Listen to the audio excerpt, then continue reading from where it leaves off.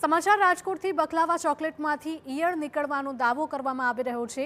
ગ્રાહકે બકલાવા ચોકલેટમાંથી ઈયળ નીકળવાની ફરિયાદ કરી હતી। ચોકલેટના રેપરમાં ઉત્પાદનની માહિતીનું વર્ણન ન કરાયાનો પણ આરોપ લગાવાયો છે। ખરાબ ચોકલેટ વેચી લોકોના આરોગ્ય સાથે ચેડા કર્યા હોવાનો આક્ષેપ।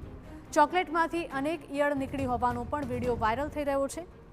FSSAIનો નિયમો ભંગ કરવા બદલ ચોકલેટ વિક્રેતા વિરુદ્ધ કાર્યવાહી કરવામાં આવશે। રાજકોટમાં બકલાવા ચોકલેટમાંથી ઈયળ નીકળ્યાનો વિડીયો વાયરલ થયો છે, જેમાં ગ્રાહક દ્વારા ખરીદાયેલી ચોકલેટમાં એક કે બે નહીં પરંતુ ઈયળોની ભરમાર થઈ હતી। ગ્રાહકનો દાવો છે કે ચોકલેટના રેપર ઉપર ઉત્પાદનની માહિતીનો કોઈ જ ઉલ્લેખ થયેલો ન હતો। જોકે ગ્રાહકે ફરિયાદ કરતા આરોગ્ય વિભાગે કાર્યવાહી હાથ ધરી છે। જો પ્રોપર ટેમ્પરેચર મેન્ટેન ન કરવામાં આવે તો પણ આ વસ્તુ થઈ શકે છે। આ ઉપરાંત ખાસ કરીને કોઈ ઘરમાં જે માખી જે છે પોતાના ઈંડા એ બકલાવા સીટ ઉપર લે કર્યા હોય ને એમાંથી પણ આ ઈયળ જે છે બની હોવાની શક્યતા છે, એ નોંધાઈ શકે છે। આ ઉપરાંત જે ઇન્ગ્રેડિયન્ટ વાપરવામાં આવ્યા હોય એ પણ ખરાબ હોય તો પણ આ ઈયળ બનવાની શક્યતા છે।